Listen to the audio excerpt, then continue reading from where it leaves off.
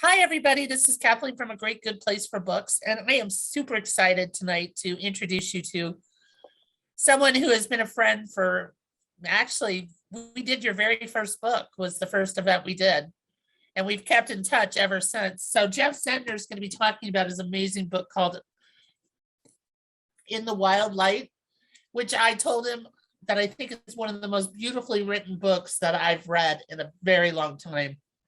I was almost done, and I was guilted into finishing it today by my good friend Mike, who's on the call too, but he's muted. I want to also introduce Randy, who's become a friend of the store, and it's your next book. You better come and do it with us, Randy. Yeah, might be a minute, but we'll see. And I also we have a special guest tonight, a very good friend of mine. We've been friends for about 10 years, I think, right, Kath? Yep. So Katherine Rothschild, whose new book is Whiter Than the Sky, and she's just going to pop in for a minute, and we're going to have a little brief conversation. But I want to welcome everybody here to A Great Good Place for Books. And Jeff, thank you so much for agreeing to do this. We just love you.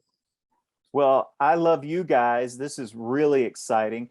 Here I'm talking with a Stanford writing professor, which is what Kath is, and a National Book Award finalist, which is what Randy is. So I'm by far the stupidest person on this chat. So I'm very excited to be here. Well, don't worry, I'm right there with you.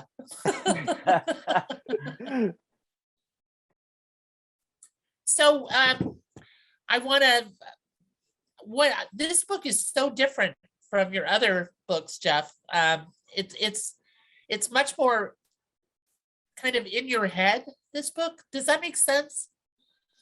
I mean, The writing is just absolutely splendid, but there's a lot of inner dialogue, which you haven't done as much in your other books. Yeah, I haven't done that as much in my other books. I would say that this book, the main character, Cash Pruitt, is more like me personally than any other character I've ever written. And when I say that, I don't mean that he's 80% me or 90% me, because I always want to allow my characters to be a much better person than me. So the most I ever make them me is maybe like a gentleman's 37%. And that's about what Cash is. Cash is about a 37% me, and the others, what is 100 minus 37? I can't do math on camera. But the other 63%? There we go. That sounds right. I don't know. But I'm not a math person either. That other percentage is the percentage that he's a better person than me. But all of my other characters, I would say, are maybe like 30%, 33% me. So Cash is just a little bit higher percentage me. And so I think that gave me a little bit more insight into the inner dialogue, into the inner monologue that he would be carrying on. Well, I mean, that's the one thing I noticed that I just think that your writing has grown so much with each book. And this one is just absolutely, like, Kath and I were talking about it. We were talking about it being yummy writing. And very annoying, because when you read it as a writer, you're like, well, shoot, I'm never going to be this good. Why is he doing this to me? I feel personally attacked right now. So that too. Well, you're so kind, but I assure you that I feel that too when I read other writers. And you know what? I don't know what to tell you. You know what you say? We're all just going in a circle, chasing each other. Right, thanking each other. Thank you, right. Thank you. Oh, why'd you do that to me? Thank you. Why'd you do that? Well, we have a couple greetings here. We have Molly McCaffrey is saying, greetings, Jeff. Hello from Bowling Green, Kentucky. Oh yeah, I know Molly. Hello, Molly. Thanks for coming. And then Colleen is saying, hi from Vancouver, British Columbia. I bet I know Colleen, but I without a last name, I'm not totally sure. But here we've got. She doesn't have a last name on her feed. And then Lydia Day Penaflor says, congrats, Jeff, and hi, Randy. I know Lygia and love her dearly. She was in my debut group, so good to see you, Lygia. And David Bell. Hello, David. and then Colleen is Colleen Hydrich. Oh yeah, okay. Yeah, I know you. I know Colleen. Good to see you, Colleen. Thanks for coming. Well, I'm going to let you guys all get to talking about the book because that's why we're here. But before we start, I made Jeff do this before. Let's see the ink, buddy. Oh, okay. So we've got, all right. So we've got the cover of In the Wild Light, and we've got the, let's see here, ink there. I've got it backwards and upside down, maybe. This is like watching me do math, trying to figure out how to get this on. No, that's perfect. You can see it there. You can see it. Kind of pull it up a little bit here. Yep. There we go. You can see that. Oh, Beautiful. This is Yeah. one of my very favorite I things love that it. Jeff does with every book. Yeah. I absolutely love it. So I'm going to let you guys get to chatting. And thank you so much, you guys. I really appreciate it. Thank you for having us, Kathleen. Thank you for the service you provide. Y'all are an amazing bookstore. Oh, thanks. It's we do it from the heart. Well, that's very clear when you go there. Yeah, yeah. Is this the same tattoo artist, Jeff, that does all your ink? Yeah. Shannon Wages in Nashville. She's amazing, but now to get an appointment with her, you have to book like 9 months in advance. So I should just go ahead and like book my next tattoo, write my next sign the book. contract. Yeah, and by the time I get my next book under contract and edited and copy edited and published and get a cover on it, she'll finally be ready to get me in for a tattoo. Yeah, good. Sounds good. Yeah. Well, yeah, glad to be in conversation with you. And thank you, Kathleen. You're probably still here somewhere for the introduction and making this all happen. And thank you, Kath, for joining us. Before we get kicked off, Jeff, do you want to just give people like a quick couple sentence summary of the story in case they have no idea why they're here? Yeah, sure. In the Wild Light is my Dead Poets Society meets Looking for Alaska meets Goodwill Hunting story. I've always been obsessed with boarding school stories. I love boarding school stories. I love stories of geniuses, and I love stories of the people who are kind of adjacent to geniuses and who kind of live in the shadow of genius. I'm interested in those people. So this is a story about two kids from Appalachian, East Tennessee. It's a real kind of economically depressed part of the state of Tennessee where I live. And these two kids have had kind of a difficult upbringing. Both of their mothers were addicts. And one of these kids is a genius, and she makes this pretty momentous scientific discovery. And she is offered a scholarship at this elite Northeastern prep school in Connecticut called Middleford Academy. And she refuses to accept the scholarship unless they offer one to her best friend as well, whose name is Cash Pruitt. He is the main character of the book. So, spoiler alert, he takes the scholarship and ends up at this prep school where he feels very much out of place. And he discovers poetry as a way of recontextualizing, reshaping the experiences of fear and grief and trauma that he's experienced in his life, and reshaping them into beauty and a way to understand it in a more beautiful way. So that's kind of what the book is about. I'm terrible at describing it, but I thought that was pretty good. And if people have not read it or bought it yet, you should, because it's amazing.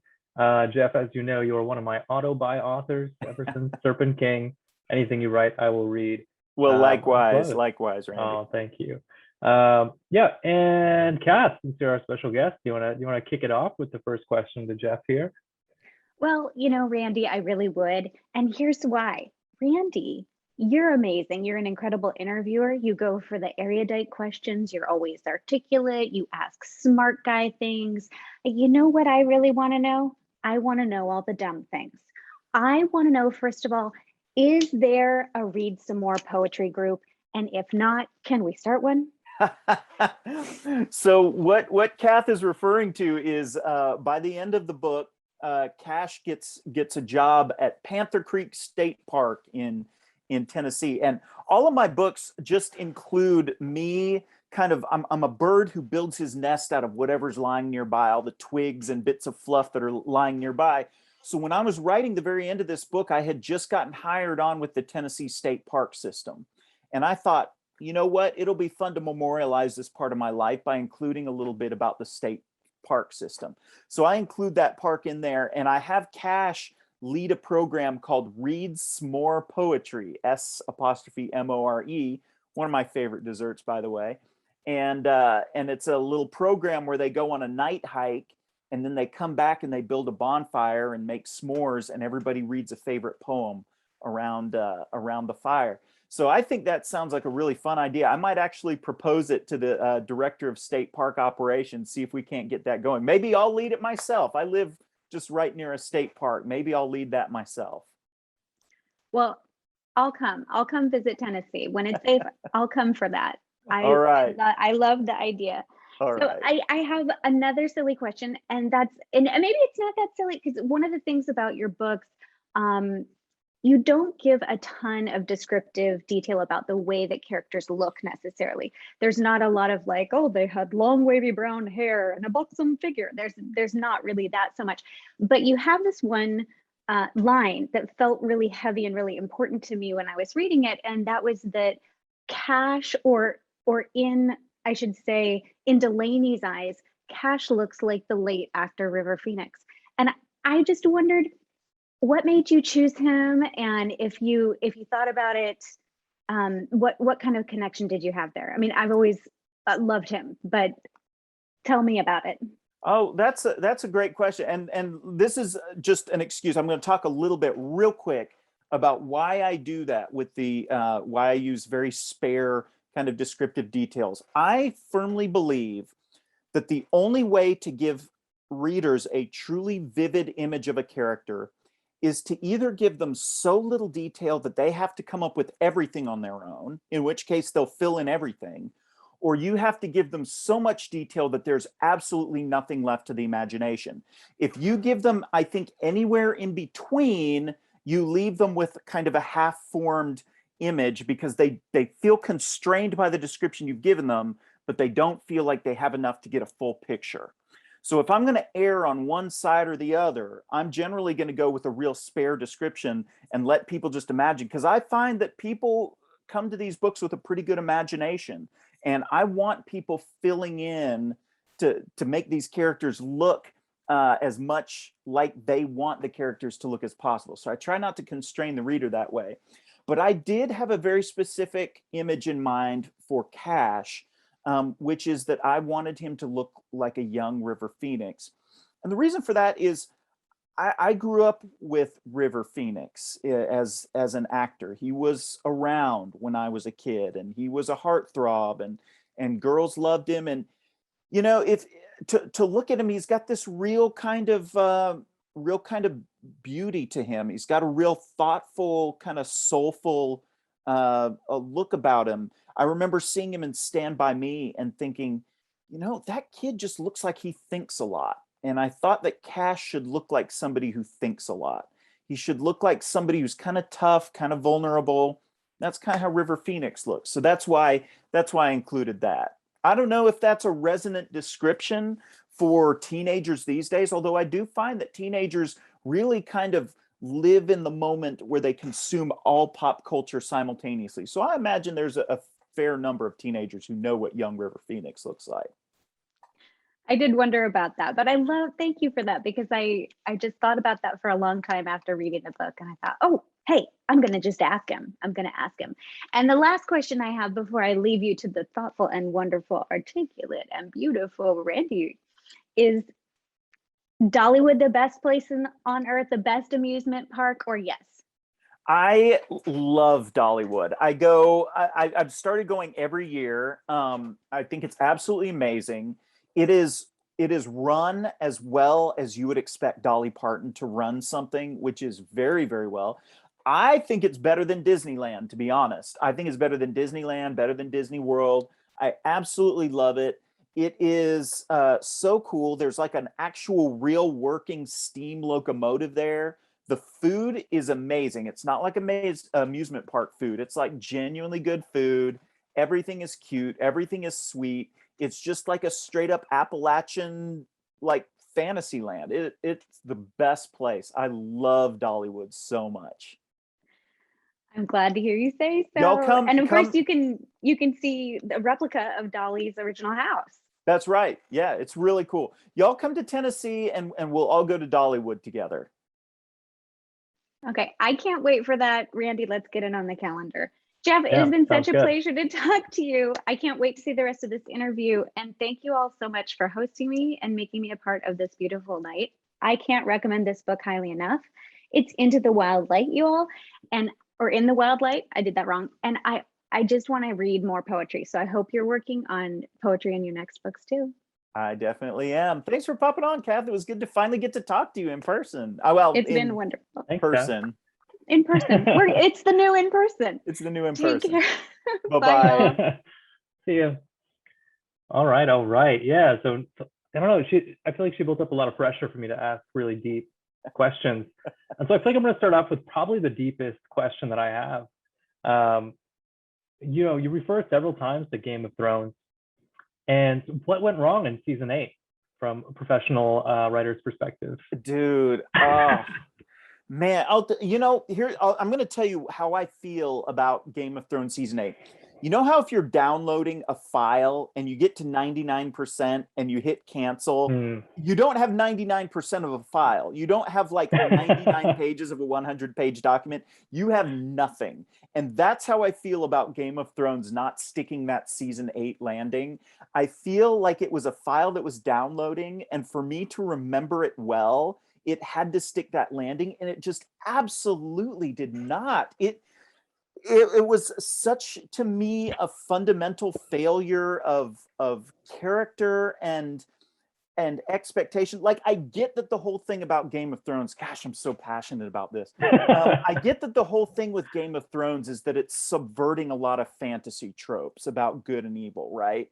And so you're supposed to watch it and be like, yeah, this is much cooler than stupid Lord of the Rings where the good guys win. But then you watch season 8 of Game of Thrones and you're like, I think I like it when good guys win. Like, I feel like we live in a world where bad guys win enough that it's nice to escape to a place where good guys win. And I would have liked to have seen fewer fantasy tropes subverted in the way that they subverted them in the final season of Game of Thrones. Yeah, I hear you, and I love that analogy with the file download. They didn't just like not stick the landing, right? They like completely messed it up. They crashed the plane into the side of a mountain, like into like a monastery on the side of a mountain. Did just like an orphanage or something. Right? Yeah, right. Yeah. I was actually like, I don't know if you remember back when they gave an interview after the fact, and they kind of revealed that they had no idea what they were doing. I was like in the same hotel that conference was in when they spoke those words. But anyways, on to a good story, In the Wild Light. Like that transition, smooth, right? I'll tell you what, you learn as much from bad, as a writer, you learn as much from bad stories as you do good stories. I mean, learning what not to do is valuable. Yeah, for sure. So let's start with one of the things I really loved about this book is just that there's such a strong sense of place, kind of rootiness right away in Sawyer, Tennessee, which is fictional, right? It's a fictional place. Yeah, I did that because I needed to throw the school system under the bus a little bit. I needed to make it plausible that these kids would really be escaping something if they went to this private school. And everywhere in Tennessee, there are hardworking teachers who don't deserve to have their school system thrown under the bus. So if I need to throw a school system under the bus, I'm going to make up a fictional school system. Sounds good. So I'm just wondering from, selfishly from a writer's perspective, how do you approach writing setting, right? How do you make it come alive so well? Yeah, so the only way I know how to write, so I'm a very untrained writer, right? I've never really had any creative writing training, never, nothing like that.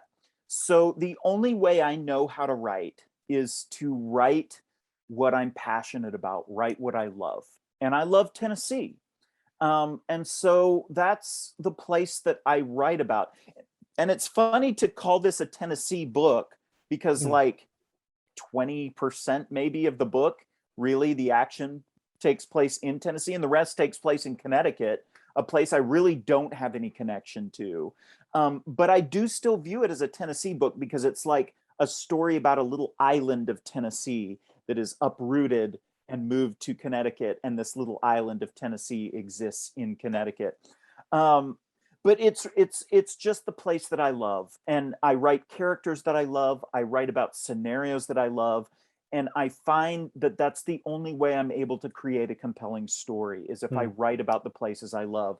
That's going to be where I'm going to come up with the most compelling descriptions. That's going to be where I'm going to be able to see the most kind of nuance and see the foibles and the funny little quirks of the place, because I pay so much attention to the things I love. So that's kind of where I suppose that sense of place comes from, that I really want the place to be a character in the novel. I want it to be very present. I want it to be the sort of novel that couldn't take place just anywhere. It has to be rooted in this specific place. Mm-hmm. Yeah, that makes a lot of sense. And I think like, even though it's only that first 20% or so, right? Like it's so central to Cash and Delaney, right? That they're carrying that with them. And so I think you're establishing that right away, and we kind of feel the pull of where they come from, right? And yeah. Sorry, go ahead. Yeah, and I was going to, kind of segue into my next question along those lines. There is a lot of love for their hometown, right, for the place, but there's also tough things going on there, right? Difficult circumstances. And, I think like reading, having read your books, a lot of your characters are in a small town and have ambitions or potential, or a desire that they're not sure, they're trying to stamp down a little bit to leave, right? To escape that small town. And so I think you often like walk this line, right, between the love and the hate, I guess, of place, of home. I think Cash says it really well. Later in the story, he says, I wrote this down, I wonder if all my days will be spent pressing vainly against doors forever shut to me, which I thought was beautifully described his character and beautifully described a lot of the characters that you write. So I was just wondering if you could speak to that a little bit. Like, how are you walking that line? Like, where does that kind of tension come from? Yeah. Yeah. So one of the fundamental tensions of my life, one of the driving forces in my life, is a sort of perpetual not being a clean fit anywhere I go. Right. So when I was a musician, I was never like a perfect fit as a musician. In my religion, I'm a very imperfect fit. In my family, I'm a very imperfect fit. All through high school, I hung out with groups of kids where I was an imperfect fit. I was kind of too, I was a little too tame for the party kids, but I was a little too wild for the non-party kids. I'm always a little too much this or a little too little that. And I just kind of end up, I guess, kind of floating, and I have to find other misfits and draw them to me.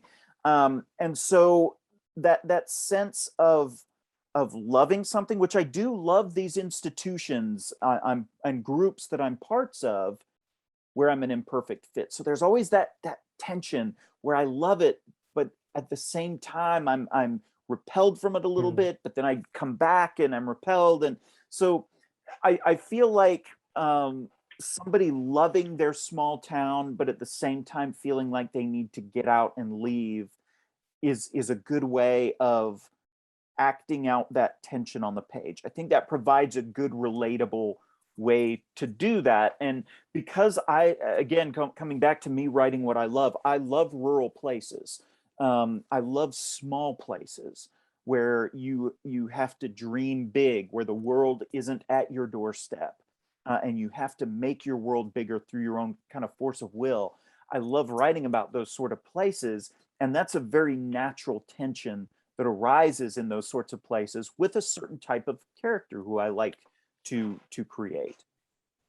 Nice. It makes a lot of sense. And I feel good because it validates a lot of what I tell my students sometimes, or when I speak to groups that talk about like knowing yourself, right? Knowing where you came from, knowing who you are, knowing what you struggle with, what you ask questions about. And like that, a lot of times is going to help you with your writing, right? You're going to be able to tap into that and explore that deeper. And it sounds like that's exactly what you're doing with both writing place and writing the characters in your story too. Along the lines of characters, in this book in particular, with Cloud and Trip. So they're just the most despicable characters ever. And you do it in so few words, right? Like Cloud, I don't know, maybe it's like a paragraph, right? Trip shows up a few times, but he can't have more than like 300 or 400 words total. But I just hated them so much, so quickly. I don't know, it's not really a question. I just Truly. So if you haven't read the book, Jason Cloud is a small town drug dealer in the little town where Cash and Delaney live. And he's providing a sort of danger if they stay in the town, because he has also heard about Delaney's scientific discovery, and the wheels are turning in his kind of malignant brain where he's like, hey, wait a minute. She can help me cook up better drugs. She can help me cook up more addictive drugs. I need to put those chemistry skills to work for me. He's really just a parasite, really just a dangerous kind of sociopathic person. I think as Cash puts it, he's the kind of person who will end a human life for a purple Dodge Challenger with rims. He's that was just a very, very wonderful description. Yeah. You had a couple with him. I can't remember them, but there were a couple lines about him where I'm just like, yes, that's perfect. Yeah, I've just kind of known those people. He's kind of modeled on one of my upstairs neighbors for a while in Nashville, who just became a real villain in my life, and he's appeared in a few books in some form or another. Don't cross me; you'll end up as a very negative character in one of my books. And of course, Trip. If you really sit down and think about it, you can probably figure out who he's inspired by. And I will willingly admit, I didn't go to much trouble to make Trip anything more than a two-dimensional villain, because I think, as we've seen over the past few years, there truly are people who move through the world as unnuanced, unalloyed villains. I mean, they move through the world doing no good whatsoever, doing nothing but harm.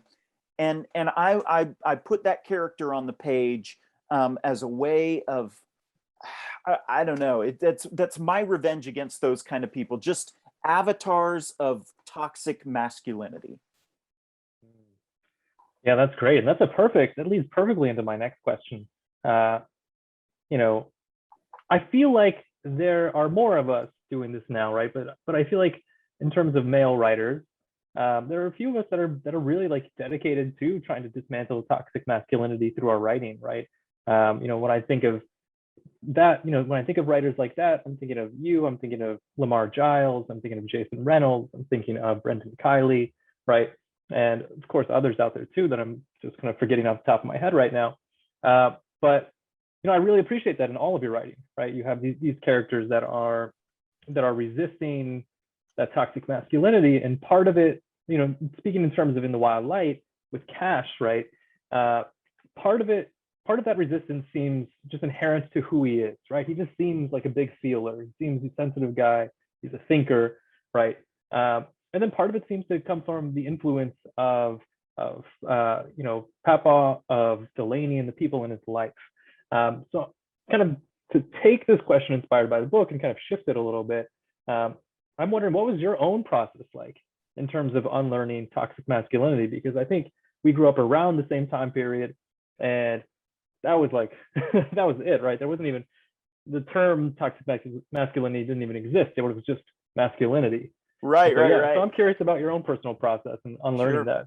Sure. Well, this was one of the reasons why I was so excited to talk with you about this book, because I feel like you and I certainly share this ministry, and too with Lamar and Jason and Brendan, who are exactly the names that I was thinking of too when you talked about that, who are doing that very important work of calling toxic masculinity out on the mat and sort of modeling a better way for young men to move through the world as men, and to show tenderness. I think you said something once in a panel we did regarding tenderness and masculinity. Can you just kind of repeat that? I don't know if you know verbatim what you said, but it was, I remember I have no idea what I'd be saying on panels.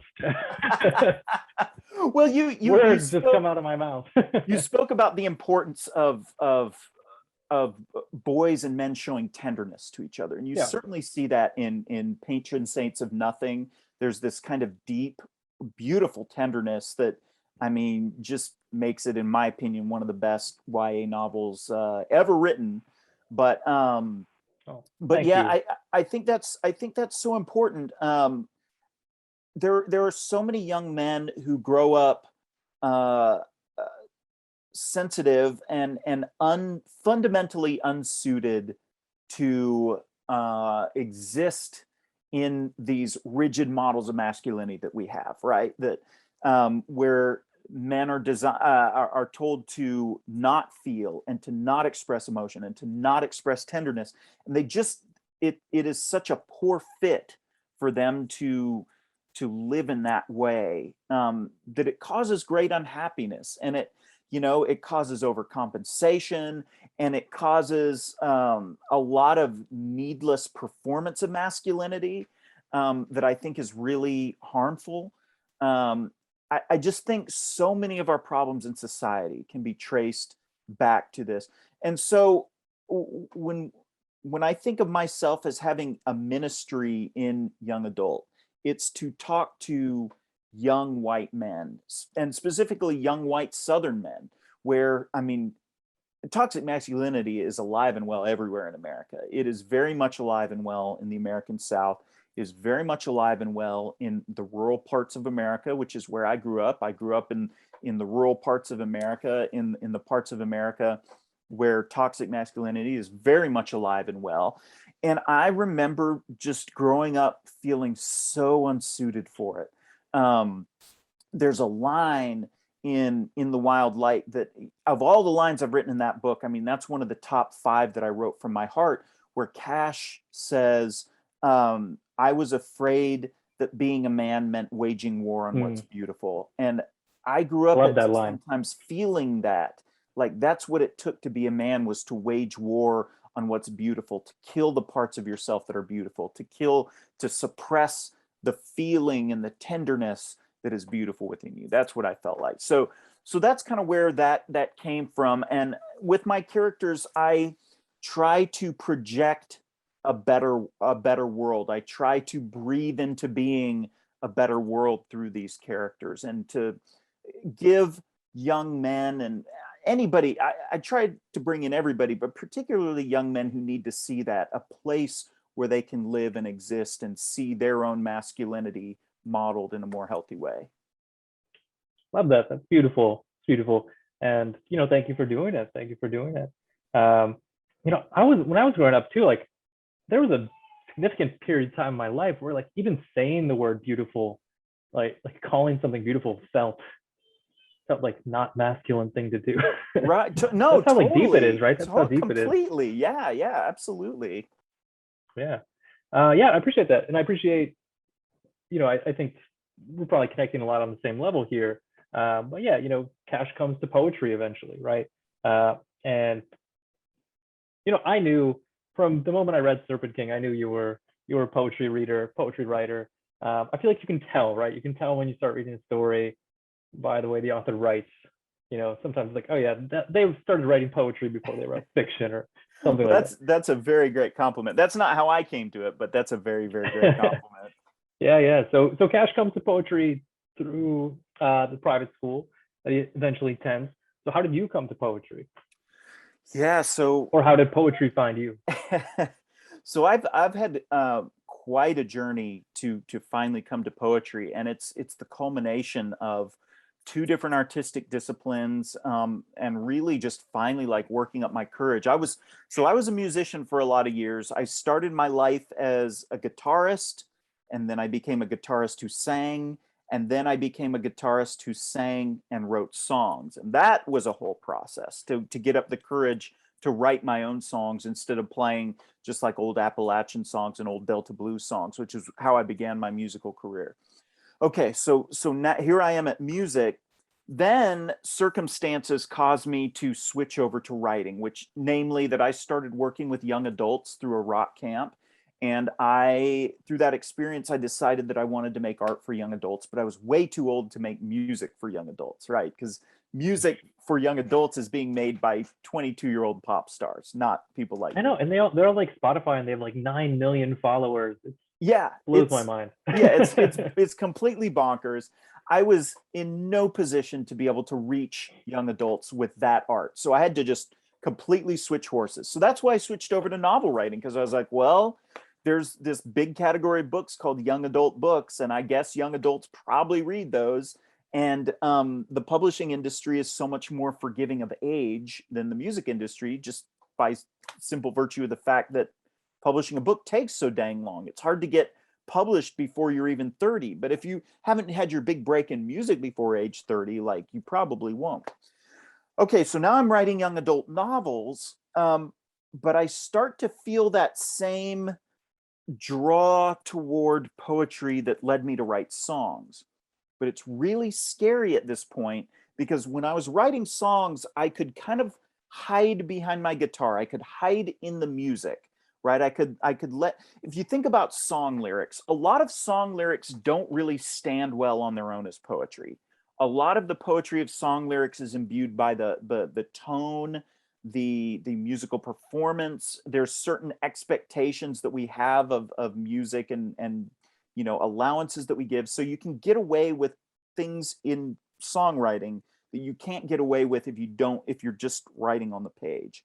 So poetry was very, very scary to me, but I wanted to create it because I was obsessed with poetry. I started reading poetry several years ago and really fell in love with it. I mean, it's really cool. Poetry is really cool.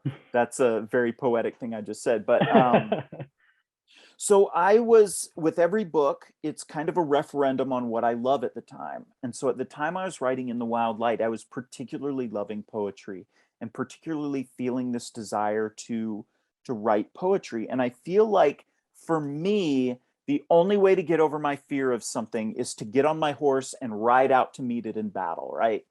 So so that's what I decided to do with poetry. I said the only way for me to overcome this fear is to publish poetry.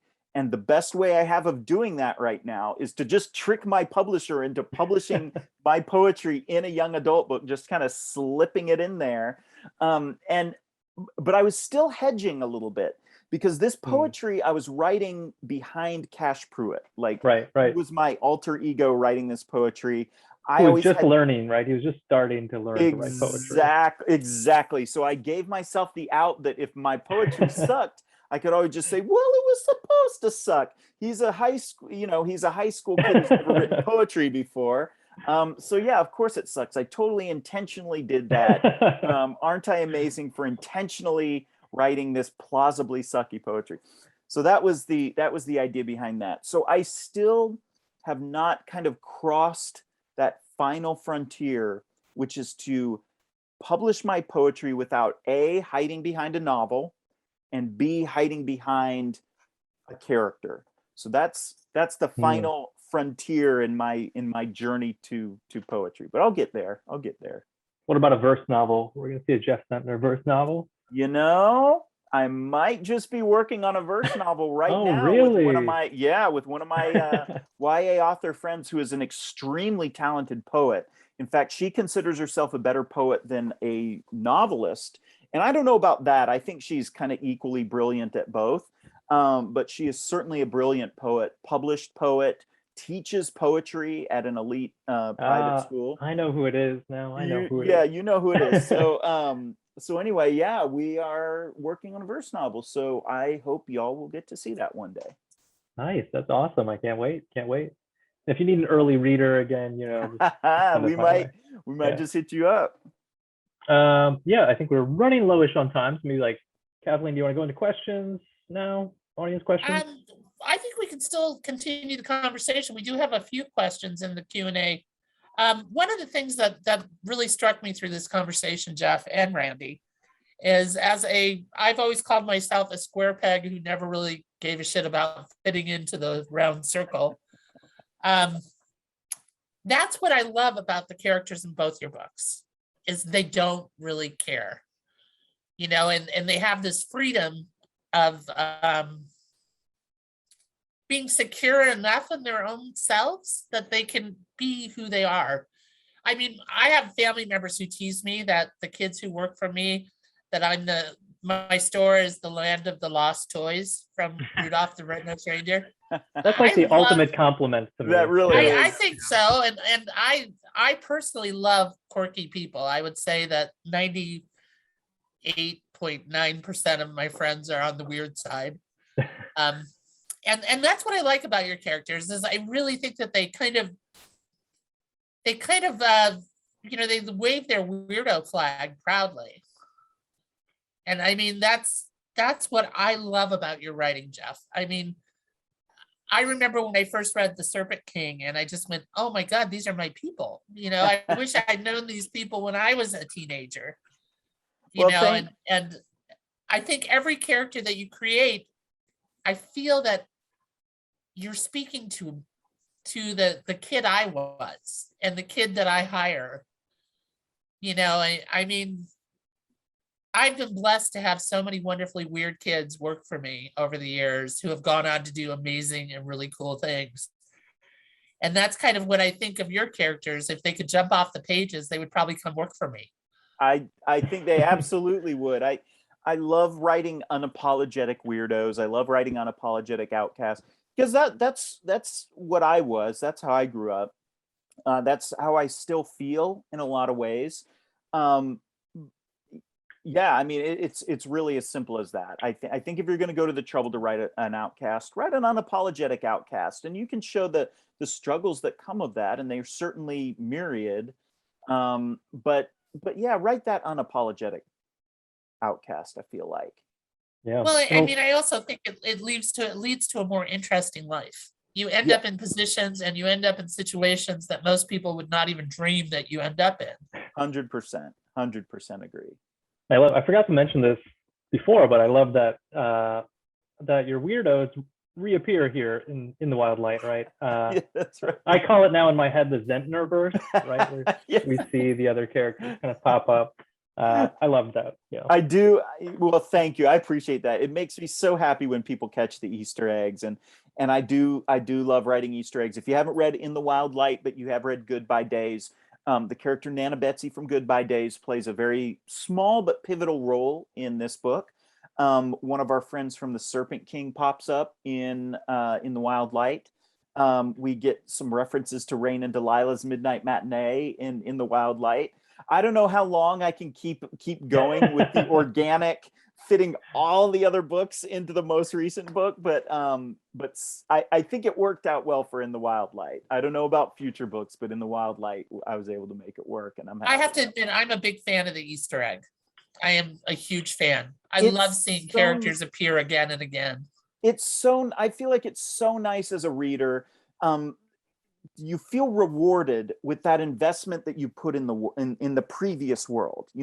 Like when I was a kid reading Stephen King books, and he's also good at the Easter egg, and I would read a Stephen King Easter egg, I'd be like, I know that character, I read that book. Like it's very exciting. I don't know. It's like, I'll tell you what it's like. It's like having dinner with a friend from your town, but in a different city, like meeting up with them in a different city and having dinner or something. It's a lot of fun. It's like running into them in another city, or just walking on the street. It's like, oh, hey. Totally. So we do have a question from Colleen. She wanted to know, how much planning do you do before you write? So I do probably more than most. Well, I don't know. I plan, because I don't have tons of writing time. I have a day job, right? I work a 9 to 5, which means that I have maybe an hour to an hour and a half a day to write. And so I have to make that time count, which means I don't have really the leisure to like, oh, well, I'm just going to follow this plot thread for pages and pages and pages. And if it doesn't plan out, I'll just wind it back up and take another path. Like I can't do that. I have to proceed with great confidence and sureness of footing. So I do plan. I make sure I know where a story's heading, so I don't go off on tangents that are going to take me a long time to unwind and go in the right direction. I just don't have time to do that. So I think constraints are healthy for an artist. I think it's not healthy to an artist to have complete and utter freedom, at least not for me. And so I appreciate having that constraint and being forced to do some planning and to have a set of blueprints before I go to try to build the house. Because if you build a house on a faulty foundation, it's awfully hard to fix. Yeah, absolutely. I'm always very impressed by people who can outline and stuff. I have never been an outliner. I've always been a fly by the seat of my pantser. Sure, sure. Well, and you know, honestly, everyone's process is their process. And there are as many ways to write a book as there are writers. And you should absolutely not use any method that doesn't work for you. Like a lot of people say that you should write every day. I go months without writing a single word, months and months at a time without writing a single word. And it works for me. You know, I've put out 4 books since 2016. So, you know, you can still get work done if you don't write every single day. It's just all about how you work. It's all about your process. Any process that ends up with a finished novel, I think, is a valid process. It was only 2016 when Serpent King came out. It Yeah. feels like I've known you so much longer than that. Yeah, 2016. I remember that night. That night we did that whole Random House YA night. It was That was much so fun. That was so exciting. I love that. I mean, hopefully one day we'll be able to do those things again. I know. Seriously. So does anybody have any questions for Jeff? I could ask him questions all night, but I would love to open that up to other folks. Oops, we have a couple. Let me see. We've got Laura Lee wants to know, who were the musicians and writers that influenced you? Ooh, that's a good question. So on the musical side, I'm a really huge fan of Julian Baker, who I think is amazing. I think she's the best songwriter working out there right now, fellow Nashvilleian. Big fan of Townes Van Zandt, big fan of Leonard Cohen. So those songwriters have been big influences on me. Big fan of all the blues guys. That's how I kind of came up as a musician.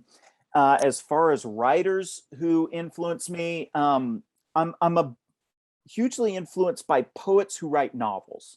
So that subgenre, poets who write novels. So like Ocean Vuong, huge fan of Ocean Vuong. He's one of my blurbers along with Randy. I pretty much just got all my heroes to blurb this book. Yeah, I'm gonna interrupt you, and I gotta ask, how did you get Ocean Vuong to blurb a YA book? Ocean Vuong and I we're just buds. I don't know. Holy Jeff. we somehow kind of got to be friends, and Ocean came to Nashville to see the eclipse. Nashville, that big eclipse a few years back, Nashville was one of the best places in the country to see it.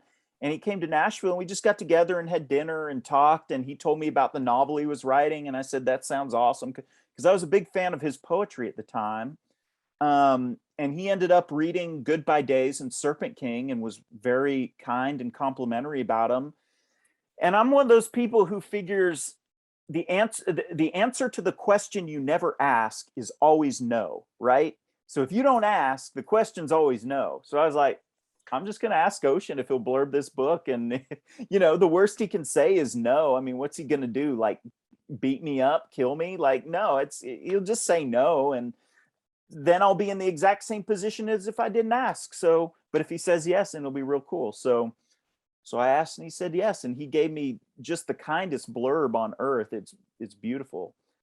So he's been a big influence on my writing. I'm very much influenced by Michael Ondaatje, who wrote The English Patient. He's a phenomenal poet who writes novels, and I love his novels. Very much influenced by the poetry of Ada Limon, who I think is amazing. So those are some of the musicians and writers who have influenced me the most. Then we have a question from Ligia de Petaflor. She says, Jeff, I know that you usually give school visits during normal times. I've always wanted to know, what do you talk about with the kids?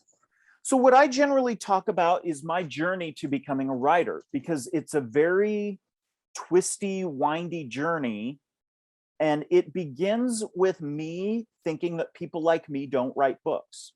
When I was a teenager, I grew up in a rural area. I grew up in the pre-internet days when you couldn't go on TikTok and see authors being goofy, and you couldn't see them posting pictures of their dogs on Instagram, and you couldn't see that authors are fundamentally normal people.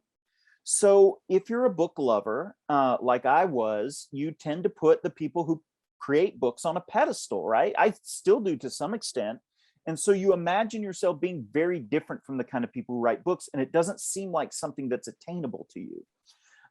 So that's one of the things that I talk about, is how I came around to finally understanding that it is people like me who write books. It's people who just know how to finish what they start and are willing to take criticism. And so I talk about that. I talk about how I went from being a musician to being a novelist, and just kind of that whole journey, because within that journey, there's a number of lessons, like that failure can be a blessing. The failure of my music career was the greatest blessing of my life, because it led me to write novels for young adults, which is so rewarding. I get to do this. So that's kind of what I talk about when I talk at the schools. We have a question from David Bell. He wants to know, how do you make sure you're accurately representing teenage slang, pop culture, etc.? Do you talk to teens, and do you use them as readers? Nope. I don't talk to teens or use them as readers. Here is my cheat. Here's my trick to representing teen slang and pop culture accurately. I don't try to do it. I don't try to reproduce teen slang, because I think that's a fool's errand.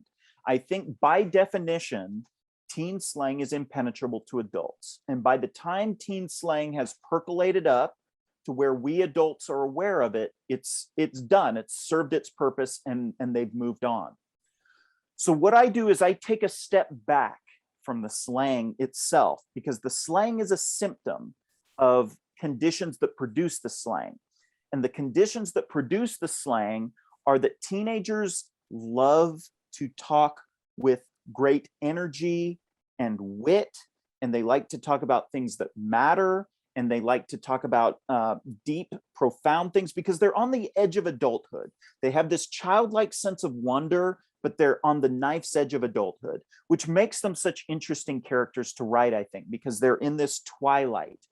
And so I approach all teen dialogue, all teen culture, all teen desire, all teen mode of thinking from that kind of philosophical place, from that place of energy and wit and profundity and curiosity and hunger to know the world and to live and to make a mark in the world and to be somebody and to experience things.